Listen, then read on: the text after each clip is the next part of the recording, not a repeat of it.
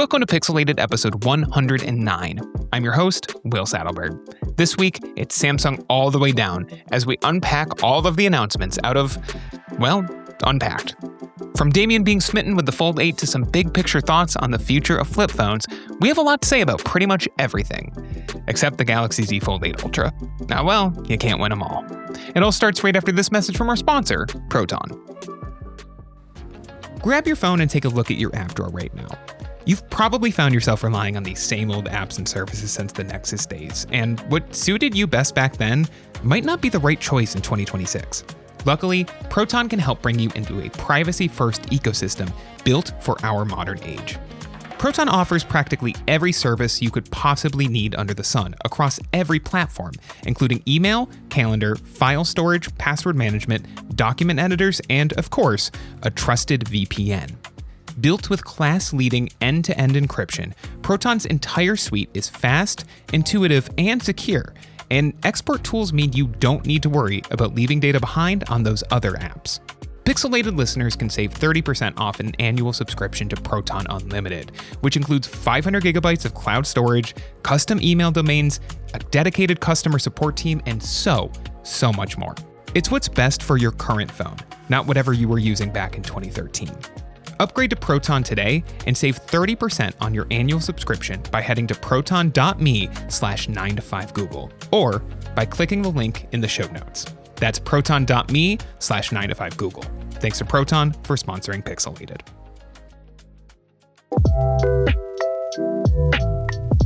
So Unpacked number 2 out of the way. More of Samsung. I don't think that's a bad thing for Android fans. I think my biggest key takeaway, gang, is maybe Google was right all along with those wide foldables. Maybe they were the front runner and we didn't realize. I don't know what your guys' take on a wide foldable is. Do you think this is maybe the future of foldables? I don't know. Apple are kind of looking on and thinking, oh, why did you steal our idea? Yeah, it's okay. Let's ask this an uncharitable question, I guess. Was this a case of the rumors that Apple was going to do this and then Samsung decided to last minute copy exactly like the S25 Edge iPhone Air situation? Or was this on everybody's roadmaps? I think it can kind of be a combination of two things, which is that I think Samsung probably even despite the Fold 7 success, probably was looking at foldables as a this could probably use something to freshen up a little bit, and maybe, if we're already going to start charging people a lot of money for our non-foldable phones, maybe we can move some of them into the foldable space with more options, right? Especially again if they're as many rumors have indicated, they're thinking about getting rid of the flip or whatever. But also, I think the Apple aspect of this cannot be ignored. I think it's certainly a part of it. Do you think, my interpretation is, so I'm the only guy here who's tested these devices in person. Yes. Okay, cards on the table. I'm absolutely smitten with the Fold 8. My review unit's supposed to be arriving tomorrow, but when I had about 3 hours times with all these devices, which is a long time, by the way. Yeah. I wanted to put one in my pocket and just leave. It was, for me, it's the first time in a long time where I've been like, I want this product. And I do not get that very often anymore. Absolutely the same. My Samsung reference phone is the Flip 6, and yes, nothing has wanted me to upgrade from that. And I'm so interested in this. I think in terms of to go back to what you said, Will, and what you originally asked, Abner, is I do think there is a fair amount in column A and a fair amount in column B, i.e. Samsung do not like it when another company beats them into, air quotes, innovation. And understandably so. I know why they've flexed their muscle here. They've been doing foldable displays probably longer than anyone, right? To a high standard. I mean, apart from the original Fold going kaput. But that's probably another discussion for another podcast. I think this is a way of them saying, we see what you're doing, Apple. We can do it, and we can do it quicker, and we can do it to a ridiculously high standard. The fit and finish of every Samsung foldable over particularly the past 18 months since the Fold 7 came about and they made some changes, it is genuinely unrivaled. Then again, I'm kind of getting a bit ahead of myself. I haven't tried any of the Honor foldables and the Oppo foldables for a while. They were good, but there was always something. I think with Samsung, it's like a complete package. I just love the fact that they've said, do you know what? We'll do it. I don't know. That we don't get tech companies that do that. They would double down and be like, no, 1-to-1 ratio is the way that we're going and we're not doing it. We're not going to ever look back and see what, in air quotes, failed opportunities came about with the wide foldables, with the Find N2 and the Pixel Fold in particular, because that now looks like a masterstroke from Google in some respects. I don't know. Am I reading too much into it? I mean, I don't know. I guess part of I think the appeal of this is that it is a form factor, and like even with devices like the Pixel Fold, this is a form factor that is fairly unusual, and when we see it, it's usually flashes in the pan, right? Like these like very like wide and short devices, and you know, if we want to call the Pixel Fold kind of the last time we had one of these, I would say, because that was 2023, and I believe that's after. God, it feels so long ago, doesn't it? Yeah, yeah, it does. 3 years ago, but it you know, this device is kind of fixing all of this phone fixes all of the hardware issues I had on that device, because the biggest problem with that phone is that it felt bad to use, is how I would say it. I'm sorry to Pixel Fold owners out there, but it was just not a very good device. It's almost 100 grams heavier than this phone. It's 200. This is what, 201, something like that. Yeah, something like that. The Pixel Fold, I believe, was 283. If I did not look that up recently. I think that number's just burned into my brain, and it's a huge difference. The Pixel Fold had that left side like large gap that made the whole screen feel you know, uncentered when you were typing on it. It was just like there were a lot of, and that's before we get to the fact that the hinge was bad, the inner display was bad, all of those things, right? This has that new matte finish, which Tell is us how lovely. You really feel, yeah? I don't like that phone. The Pixel 9 and 10 Pro Fold were massive leaps forward, regardless of the fact that I liked the shape of it. Yeah. That phone was perfectly fine if you never unfolded it, which was me. If you never unfolded it and you put it on a desk and you typed at it with your finger so you weren't holding it, it was great. It was awesome. But no, I think this fixes a lot of those issues. I also think it does. Oh, and it's obviously slimmer because it's a more modern foldable. It's not running on Tensor G2. Another problem with the Pixel Fold. It's running on a chip that won't overheat in 5 minutes. And then I also think there's something with this where this is kind of our first, and it's only 2 colors, but this is really the first, and one of them is a web exclusive, first Samsung foldable that doesn't feel like it's made for a boardroom, right? Like that pistachio green in particular is like really, like let me tell you about that. Color. Yeah, let me tell you about that. Go for it, because I'm dying. Okay. It's annoying that's an exclusive color. So so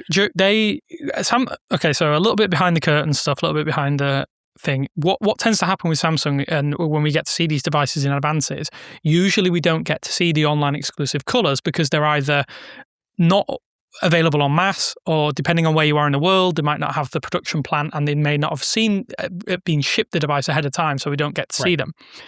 This is the first time in a while where they've given us the online exclusives in person on the day when we get the opportunity to see them. As soon as that pistachio device came out, I hogged it. This is a reason I did not want to give it back. I was like, you have given me the best color of a device in a while. And I know we talked about it briefly last week and it doesn't necessarily work on an audio only podcast. Anyone out there who's even remotely interested in these devices, go look at the colors. The pistachio color is fantastic. Sadly, I didn't get enough good pictures of it because the lighting was terrible. Samsung, that's a discussion for another day. But it is gorgeous. It is just such it was the right call. I think they've taken some of the things that work on the Flip and eradicated some of the things that don't work on the OG Fold lineup. And they've made it it feels like a playful device. It feels like it's ready for the kind of people who probably dismissed foldables. I don't know. It might be. I hadn't thought about this. This is kind of, and maybe you two are way ahead of me on this. I had not thought of this as a combination between the traditional fold form factor that we've gotten used to, and that it exists on the Fold 8 Ultra and the Flip. But it kind of is taking the Flip idea of like this smaller outer screen that you can do things on and making it like a larger screen that is still smaller than most modern screens, while also giving it like you're avoiding the super tall 21:9 aspect ratio of like the Flip series and the Razors.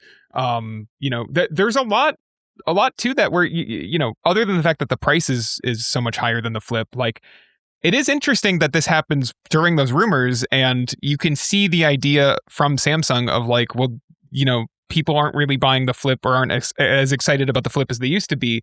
Let's give those people something that levels up their experience and gives them a more fully featured front screen that they're going to want to use and going to want to type on, and they can use every app without it feeling crammed into a 4-inch 1x1 screen, and also like still maintain some color and isn't quite the Fold Ultra experience that we're now referring to it as.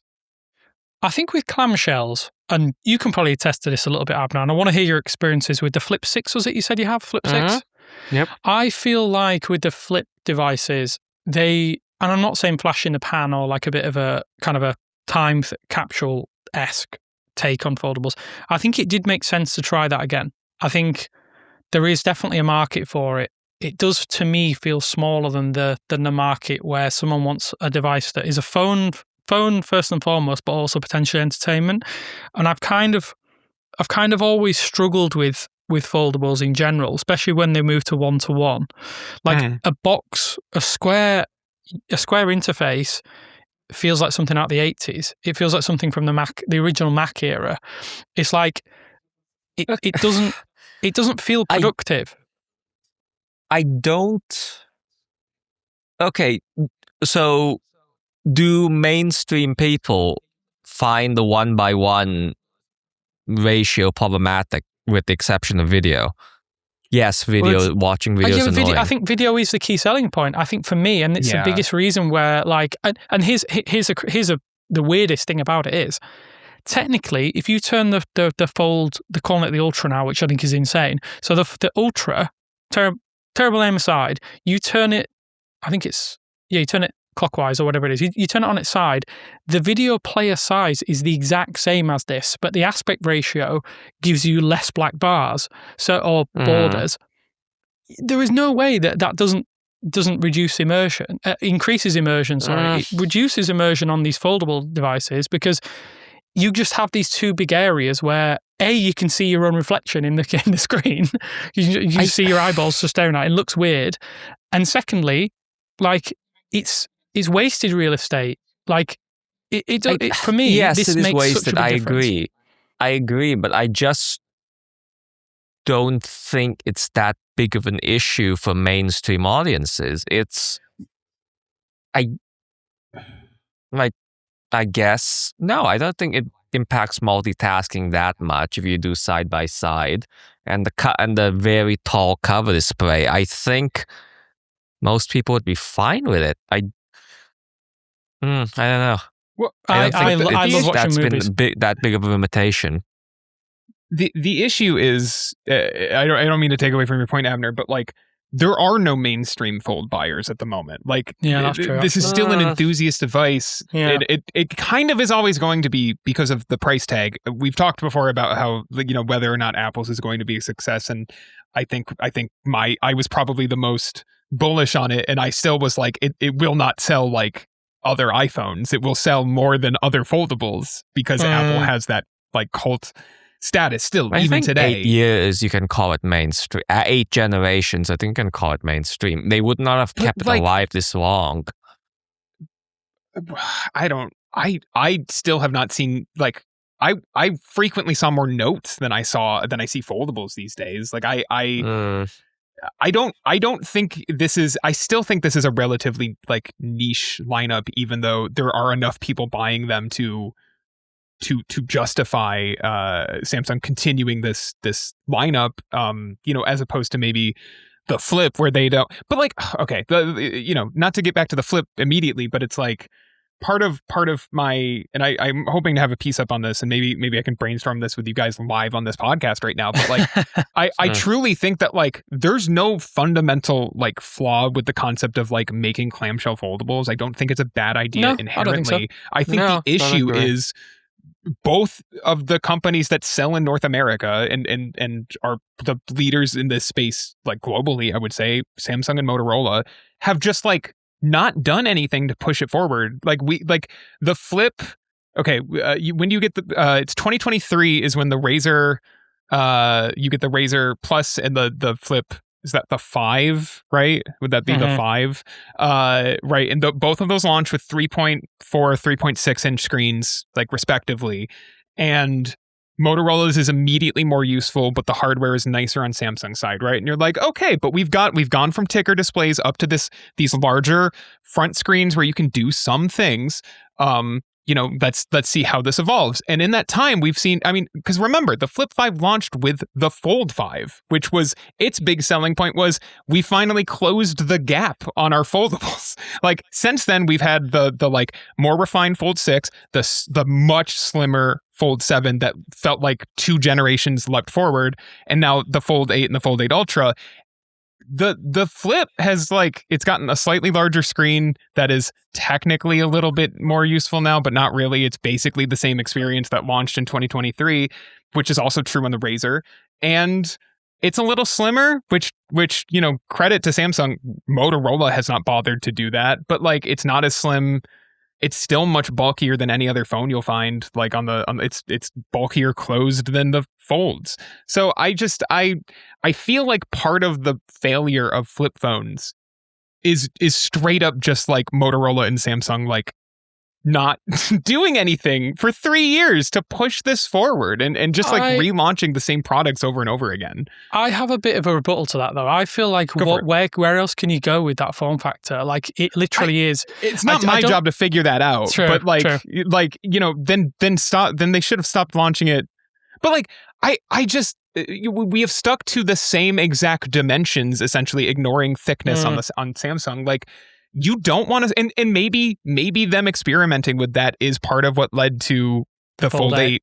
But like I don't know. But I'm just saying that like if Samsung wants to be disappointed with the Flip's success as a series, they need to look inward because like they're trying the same device over and over again, and if consumers aren't buying it, then like why do you keep trying it? Well, I see a lot of them. Google. I don't know if you see them. Do you think it's on Google? It's on Google for not putting okay, so it's a chicken and egg problem because optimizing Android apps for that small screen would probably never have been worth it for them to encourage developers to do that. They could have probably forced their own apps to do that, but still the time spent is probably not worth it given the relative success, relative size of the market. There was a point in time where it seemed that widgets were going to be the thing that they put on the front screen as the thing that you interact with. We have that Google Finance widget. There was work on the sports score widget that never went anywhere. It was always my pet theory that this was because like their own foldable, the Pixel Flip, it got canceled or whatever.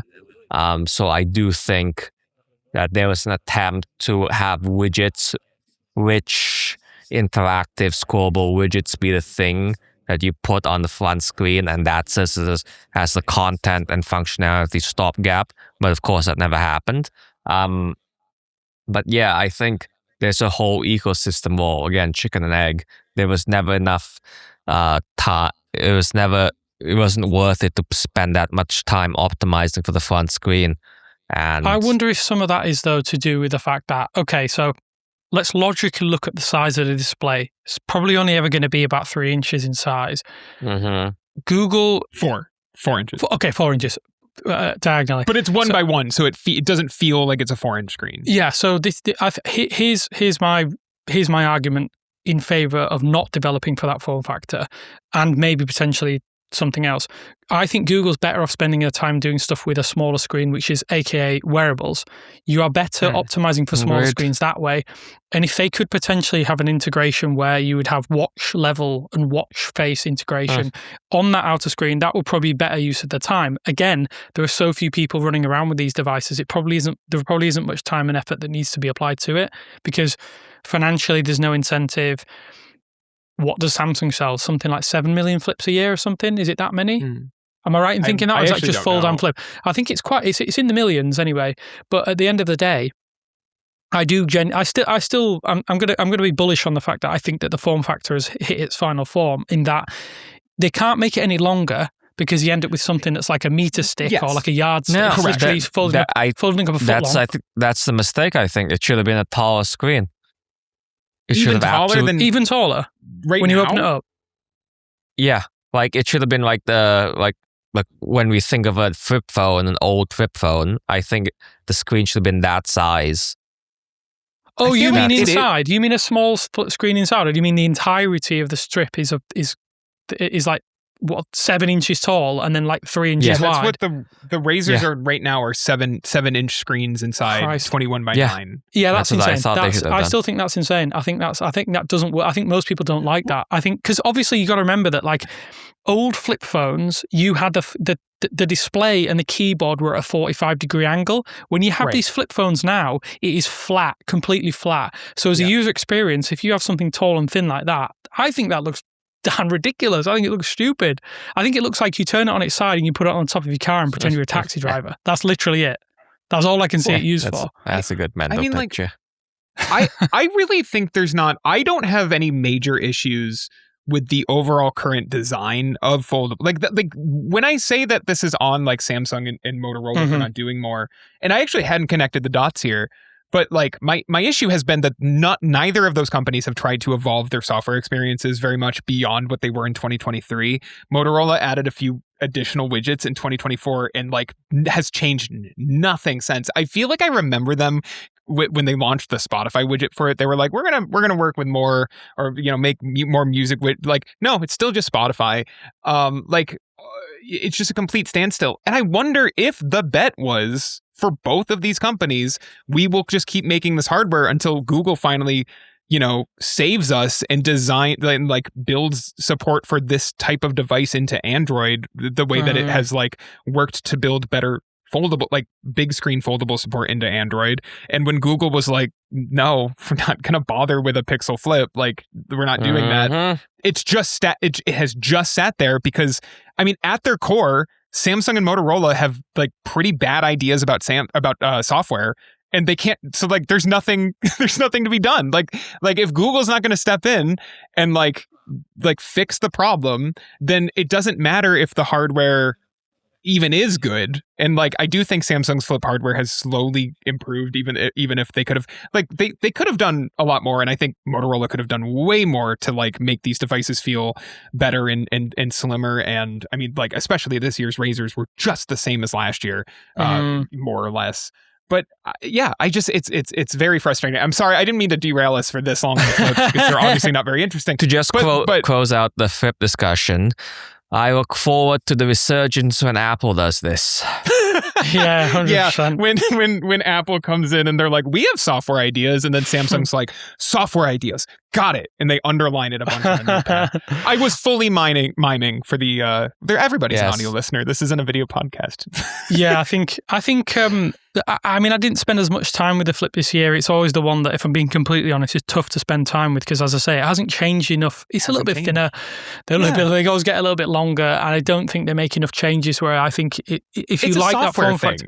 Yeah, if you like that form factor, though, I think you're going to go for it anyway, regardless. You've got 3 companies to purchase from around the globe. I think Oppo make one, Motorola, Samsung. Depending on your region, you might have one, you might have 2, you might have all 3. I think it's definitely one of those areas where the buyer pool knows that they only have 3 devices to choose from. Right. As for the back to the Fold 8, I don't know if you guys had any questions for me when using this device, because I hope I have a lot of answers. I'm not really sure if I have every answer. I hope I'll have more answers in a few weeks. But I'm somewhat surprised that the Fold 8 the base Fold 8 is not considered the Ultra version. Well, I feel like if Samsung called a device without a telephoto lens the Ultra phone, the people Reddit would freak out. Yeah. I will say that I haven't spent as much time with the cameras, but I think I'm willing to compromise with it. I like the form factor so much for entertainment purposes that the camera couldn't become secondary. And I do think that for me, going back to what I've probably tried to reiterate about 10 times already in this podcast, is that most people would prefer the tablet in a pocket experience than the candy bar phone in a pocket that allows you to run two apps side by side. I don't think many people are playing. Yes. Do you know what I mean? Like I feel like there's. I mean, Bellatra will work full screen. Sadly, I couldn't download it and test it. But there's games will look better. I like the fact that you turn it on its side and you have it felt like a newspaper. It felt like a little leaflet newspaper when you were looking at websites. I really like that. There wasn't loads of white space at the sides that you weren't dealing with non-standard aspect ratios. 4:3 might not be used as readily as it did back in the 90s and 80s, but I do think that it works a little bit better for specific content. Videos was good. Is the iPad still 4:3? Yeah. Do you know what? I don't actually know. Because obviously it launched 4:3. They never changed the aspect. But I just genuinely, when they went basically bezel-less curve corners, I've never re-looked at the aspect ratio to see if it's still 4:3. But just the fact that that device exists and was at it is 4:3 and is it's the most popular tablet lineup for sure, means that just in general, I think apps will work better on that because so many apps are cross-platform, right? And so if you're already supporting 4:3 on a different platform, even though this is Android, it should work a lot better here compared to 1x1 where there's nothing like that on Apple or any other competitor operating system. I can't think of another even the Surface laptops are 3.2, right? So it's not 1x1 is not a thing you find outside of these foldables. It is really strange. It is really strange. Sorry, 1.11 by 1, right? Isn't that what it technically is? I think it's technically 1.11 by 1. Yeah, it's technically not square, but it's okay. Square. So so I apologize for the misinformation of this 1x1. We're rounding. It's 1x1. We're rounding. It's square. Yeah, there's the difference is night and day. Even when I tried to put apps side by side, I think it looked better. I don't know. Yeah. It felt like a laptop screen, and I think that is where I was like, you know what? This sells it to me straight away because it felt like you can have those little square. You could potentially have two browser windows. I don't know. I can't remember if it worked. I didn't try it. I don't know if you can drag a Chrome window. Yeah, you can. Can you do it with Chrome? Multiple windows. That would be so much better. You could have your news app on one side, your sports app on the other, hitting. This is going to be lost on you guys. Flash score for checking the live score of what's happening on it, as it's happening on screen. BBC Sport on the other. Your betting app on a floating window. I think for a lot of people, this is going to uninstall the betting app. I'm telling you, if you're listening to this right now, uninstall the betting app. I'm only giving you the people who would be doing it. I'm not condoning their actions. I don't think we do not support gambling here. I'm just trying to help the listener out there to get the betting app off your phone. But this is the thing. I think it does feel like the entertainment focus, and I'm glad that Samsung even acknowledged it. I think. A lot of companies would be like, yeah, we're doing this, and it didn't feel fake. It didn't feel like they were against it. It didn't feel like they were trying to force it a little bit. It felt definitely more, to me, more real than what they've done with the Fold before, and that's probably that speaks volumes to me. They're just it could be one of the products of the year, and I only spent an hour intently with it over the course of 3 hours. I feel that strongly about it, and I haven't felt that strongly about a product for a long, long time, which is again another telling thing, isn't it? It just looks good. Do you think? Okay, so let's talk about Apple for a second. Let's just because if they have made this decision, Apple have made this decision independently, which of course they will have done, and they've seen Samsung doing this and other brands doing this 1.11 to 1 or 1 to 1. I wonder how they're going to sell it. Are they going to sell it as an entertainment thing? Because obviously Samsung are beating them to the punch, and they probably have. It's very elegant hardware and some really nice colours. Very good iPad apps. I was going to say they're going to, if theirs launches at 4.3, it's the exact thing I just said. This is the iPhone that runs the iPad versions of it's the iPad mini in your pocket you've always wanted. Here you go. Like, that's exactly what it's going to be. It's going to be the exact experience that you've loved on iPad for 15 years now, 16 years now, is now in your pocket. I wonder how much the trifold has influenced this. The trifold feels like their final form, so this is like a step towards that. Right, so maybe this was already in the pipeline. I don't know. No, that's actually weird to me. They went for the hardest possible form factor first before they just did this 2-pane one. And they sold 2,000 of them and said, "We'll see you sometime else when RAM is cheaper." That's weird. That's really weird when you. Yeah. Can I tell you guys? It's the same thought I had when I held the Pixel Fold for the first time, which is that, and I'm sure I would get tired of this, but just for novelty's sake, I want this as a non-foldable. I want that 16:10 front screen as a standard phone. Will that ever happen? It's cute and fun. No, will definitely that ever not. happen? But I would love it. Why not? Everybody's just hooked on these like ultra tall. It's great. Like nobody wants to take a chance on doing something else. It's like that was the early, that was 2009 to 2015. Every phone company that wasn't Apple wanted to take big swings and try.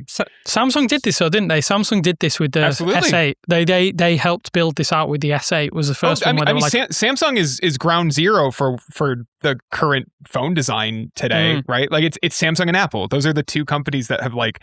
If any company would do it, it's Samsung. It has to be. If anybody would want this as a regular phone, it have to be Samsung.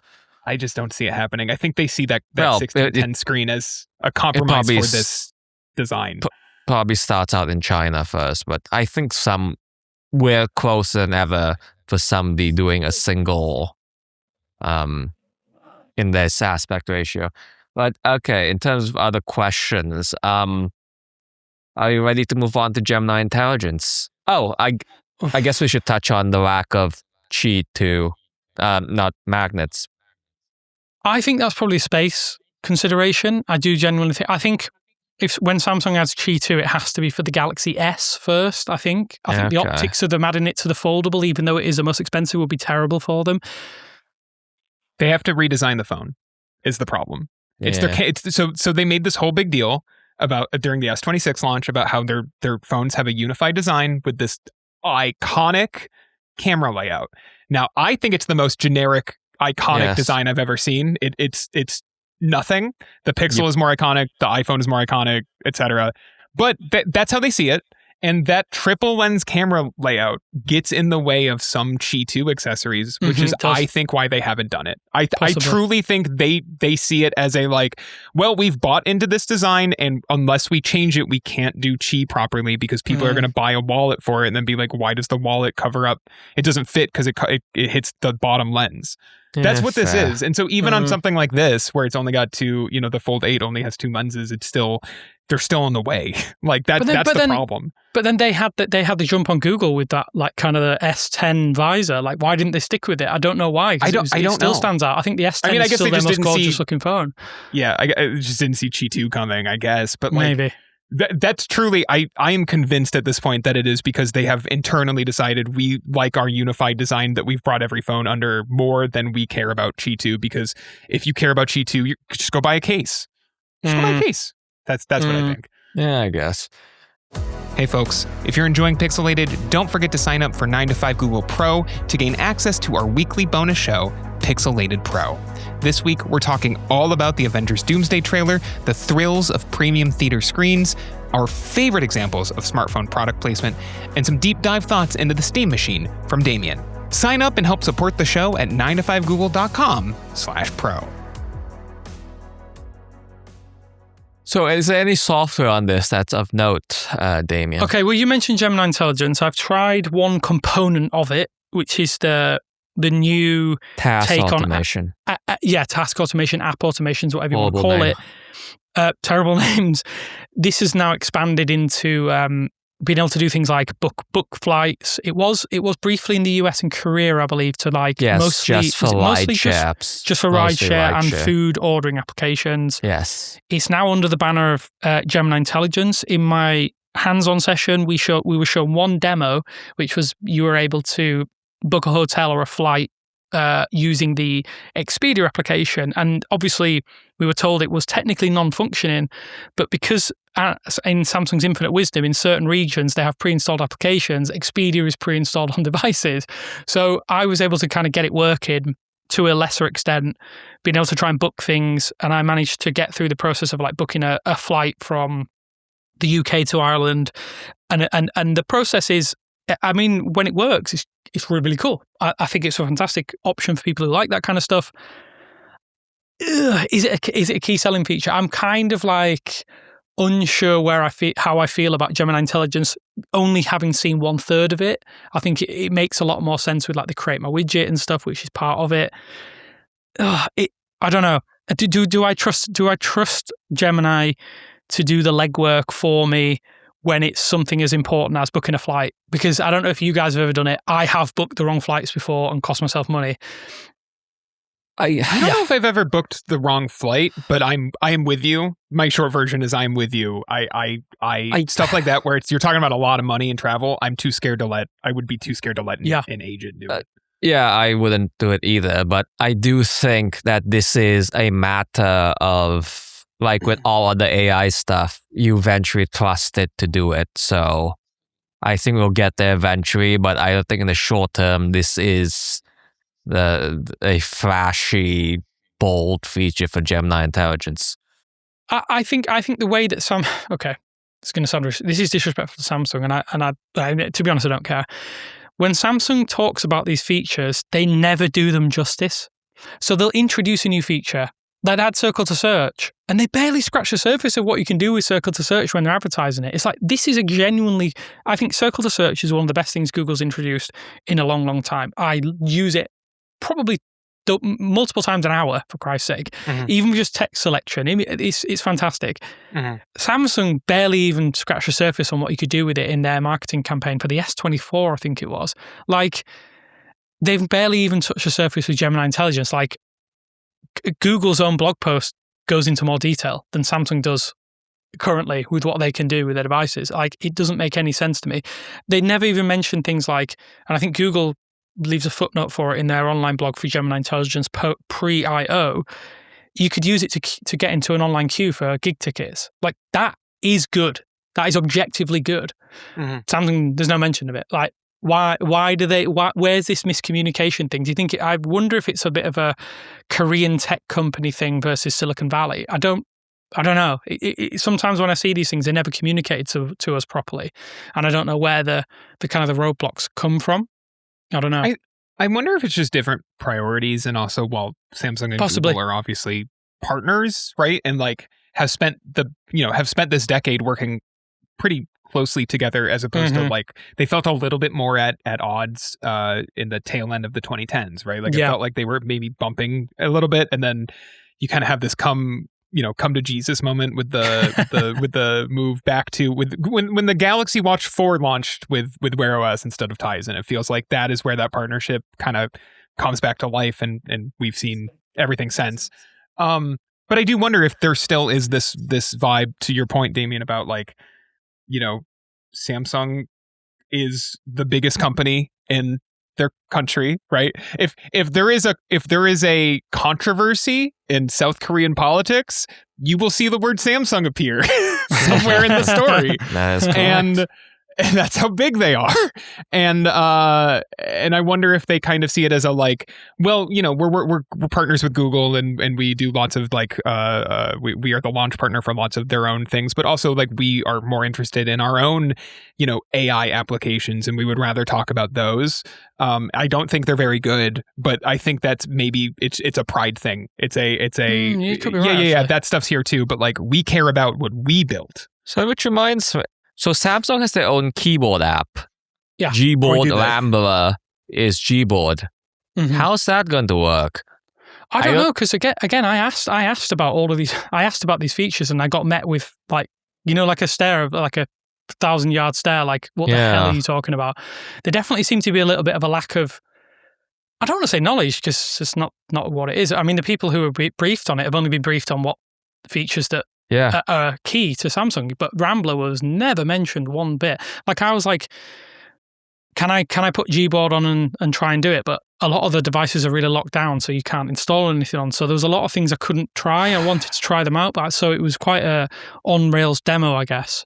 Honestly, funny that Samsung keyboard outlives Samsung messages. It's kind of funny to me. It's also really weird, and this is another thing that you've kind of reminded me of. Samsung keyboard is a default, but also on-screen buttons are still the default when you set up. Yeah. Is that just a foldable thing? No, it's on every phone still. Still on every phone. If you set did the S26 launch maybe? Did I? Oh man, why do I feel I might cut this? But you keep talking, Damien. I'm going to make sure that the scratch in my brain is not real. I think that the S26, especially when it had demo devices before the launch, 100% they didn't have gestures enabled. Sorry, we had to go in and do it. I think that, as far as I'm aware, the last time I asked about it, I want to say S23 era. What were we, 3-4 years into gestures on Android fully? Like every device was defaulting to them. I'm pretty sure it was a customer thing, like a customer feedback is most people feel comfortable with the gestures when they first set up a device. So if you set it up from fresh, it goes to on-screen buttons. And then if you restore from another device, it pulls over the gesture preset that you have. So there was a few devices which clearly had been set up from other devices and they had gestures on, but there were genuinely some Fold Ultras that had on-screen buttons, and it just feels so archaic. Like, come on, we moved away from that now. So I found what I was thinking of. Okay. There was a rumor from almost a year ago that One UI 8.5, which eventually launched with the S26, would come with a choose your navigation style thing in the setup process. I do not remember if it's there or not, because I haven't. I did set up. Do I have an S26? I actually don't even remember if I have an S26 or not. So I haven't. I can't tell you whether it's part of the setup process off the top of my head. But like it might be there, but it's not. It's certainly not the default. Still, the buttons I believe are still default. Yeah, which is crazy, isn't it? It's crazy that there are other things. But yeah, sorry, back to what you were saying, Abner. I have no idea what's going to happen with Rambler and Samsung Keyboard. I do wonder if they'll have their own version of it. They need to kill Samsung Keyboard. It's atrocious. It's embarrassing, to be honest with you. Like, they need to just ditch it because, or if they want to keep it for South Korea users, that's fine. I don't know if it's very popular over there, but like, look. Joe Maring at Android Authority has done this like twice now, where he's in a group chat with me and Ben is like, I'm going to switch to Samsung Keyboard, and then we have to deal with him for a week just sending typos because it's so bad. Like, I have to like try to translate his text messages. So enough with Samsung Keyboard. Gboard is like infinitely better and more feature packed. And truly my only experience with the Samsung Keyboard is when I go through the setup process I just said I can't remember, and I hate it the entire way through. Yeah, I think I have no idea. I'm sorry I can't answer your question. I'm sure we'll find out in the next couple of weeks when these retail units start going out and stuff. I think maybe not the case on review units, but I will try my best to find out. I do wonder how it's going to work, because it seems like not all the stuff is there. There was no mention of create my widget and stuff. It's only just one feature, task automation. Again, horrible name, should be just called app automation. But anyways, is that all there is about the foldables? Because the watches are... Tell me about the watches. Okay, let's talk about watches. Can I just say we really did not talk about the Ultra at all? And I'm not saying we need to. I'm just saying I think that tells you everything about the Fold 8 Ultra. Like, we really did focus on the 8. I mean, it definitely feels like an S-series bump, doesn't it? It's an evolution of last year's. It looks good, but like it's what you would have expected. So marginally thinner, some nicer colors. Side by side, I genuinely found it hard to tell. Someone had a color that was really similar, and I kept picking it up thinking it was the Ultra, and they're like, "Oh no, that's my own personal unit." I was like, "That's crazy," but if you want the best outright specifications, you got to go with the Ultra.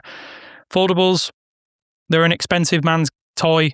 I don't think many people are going to be rushing out to buy them unless you've got some serious cash to drop. If you want any I would highly recommend the Fold 8, and we'll have full reviews in the coming weeks. I think myself and Ben will spend a serious amount of time with them, and I'm very, very excited to get, like you guys are very excited about that outer screen. I'm excited to get to grips with that as well, because I spent a lot of time with the inner one.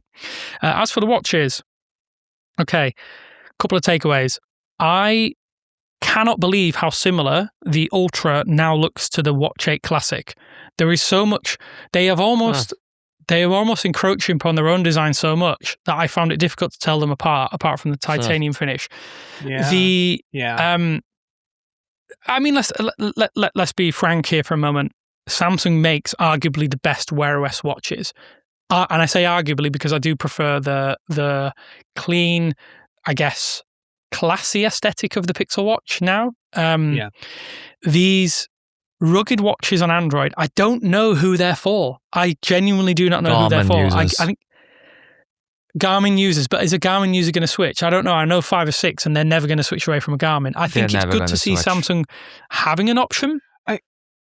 Is it for people who might be considering a Garmin watch, where they're like, oh, my Pixel Watch 1 is dying, I'm ready for a new watch, and they're like being lured into the Garmin ecosystem, and Samsung's like, hold on, like, we have a Watch Ultra 2 that is cheaper than whatever Garmin your watch you're looking at.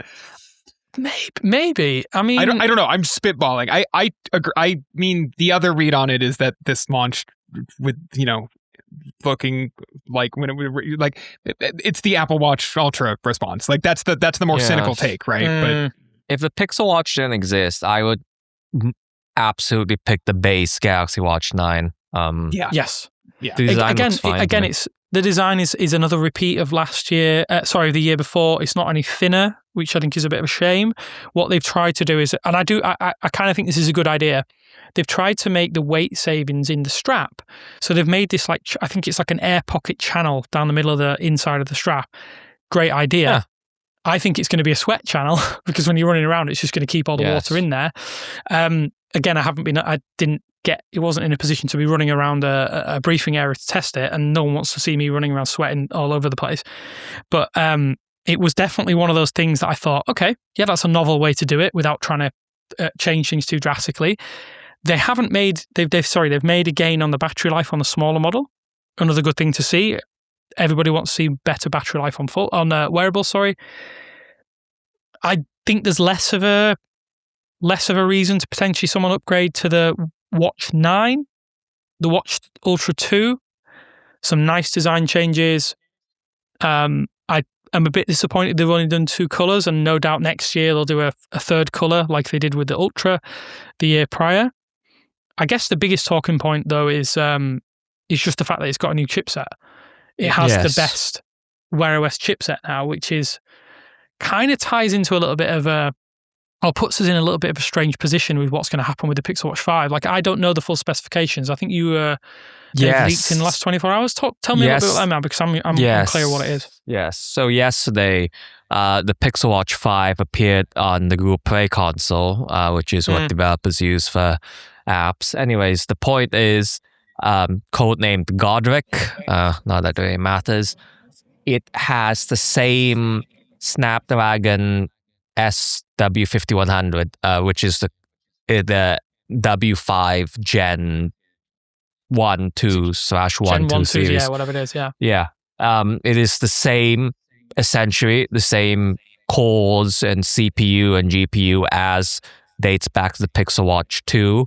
Just for a brief history lesson, that was Gen 1. Last year with the Pixel Watch 4, we got Gen 2, and the main difference there was just that they added the satellite SOS support, while Google, on its own initiative, upgraded the coprocessors to something more powerful. So that looks like it's all staying the same. We don't know if they're upgrading the coprocessor again, but I wouldn't think so, because Google, I think from an engineering perspective, they like reusing it for a year or two to just get more optimizations out of it and to save engineering work. But the big upgrade here is 1 more gig of RAM, so that 50% jump to 3 gigs. And just historically, the Pixel Watch, the original Pixel Watch, old processor, but it had a big jump in RAM. I think everybody else was on 1.5 gigs at the time. And from a performance perspective, it did help. So an extra gig of RAM, we probably are going to assume it's for Gemini intelligence stuff that they when that happens. But yeah, from right now, it appears that the only hardware change is 1 more gig of RAM. Ain't that weird though that we have this RAM shortage and the watch is the one that's getting a RAM bump? Like of all the devices, so are they going to put? They're going to have probably to all the RAM. Well, especially up to 3, which is like a weird 3 is really weird, isn't it? allotment of RAM. Like there's not a 3 gigabyte stick of RAM that they're putting in this. Like they're gonna, you know, so it's, okay. I'm sure the Snapdragon Wear Elite is a great chip. Will make the Watch 9 feel excellent day to day. Oh, you'll be able to run Genshin Impact on your wrist, won't you? Oh boy, imagine that UI. I have a hard time these days caring much about the processor that is in my watch. I don't feel like any of the bottlenecks or any of the frustrations I run into when I'm using a wearable spawn from a lack of processing power. They spawn from a lack of memory, right? Like when I think of the things that frustrate me, it's like, oh, I'm jumping between a couple different apps so that I can get so I can start my running routine. And when I jumped into to start a workout and then I went back to my music app, the music app refreshed because it wasn't cached in the memory long enough or whatever. It's stuff like that, right? And like that is fixed through RAM, I'm sure, and I believe you say this in your report, Abner, but I'm sure part of the thought is Gemini intelligence on the Pixel Watch. But even for me, it would just be the reason to have more RAM is to be like, that, my podcast app and my music app and my fitness app can run in the background all at the same time, so that if I decide I want to switch to a podcast instead of songs, it's not, I'm not waiting for it to reload or something. Okay, so I have no issue with this. Do we think though? Yeah. That my thought process is, this has just come to me right now. Sorry, that's why I interrupted you. No, it had to come out. It was like, this is ADHD. It had to come out of my mouth. Because I've never interrupted anybody on this show before Damien. I think we all do it, and that's the main thing. That's why everybody loves listening to it. I think that this is a better decision to keep the same chip and upgrade the RAM, because if they upgraded the chip and that added an exponential cost or like a big cost increase, they can probably soak it up more with the RAM being increased by 1 gigabyte. And because they're probably going to need 1 gigabyte or so wired for Gemini intelligence, aren't they? Right. I think that is going to be more beneficial than potentially apps loading by 0.05 seconds faster. Like, I think that is better because, again, what are we running on our phones now? I think, sorry, I need to refresh myself what the name is. So it's the Qualcomm SW5100, so it's the Snapdragon Wear 5100 Gen 2, isn't it? So it's even more weird. W5 Gen 2. All right, well, I've absolutely murdered that. I apologize. But at the end of the day, I don't know what you're talking about. Qualcomm has always had a good naming structure. It's never been a problem.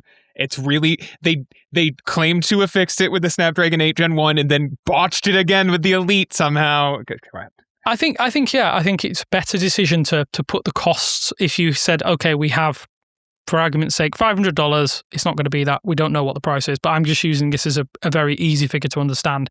If they're like, oh, the chipset is $300, but we can use the previous one for $350 and we can put 50 more or 150 into RAM, that's a better way of doing it, isn't it? It's a better allotment of your resources to make an experience that is more akin to what you'd experience on your phone if the Gemini intelligence is a key component. But yeah, I don't know. I do think that it's going to be a strange year if they're going to have one out. I guess we had this with the original Pixel Watch and the Galaxy Watch 4. Is that the last time where we've had chipset differences? I think that's the last time, isn't it?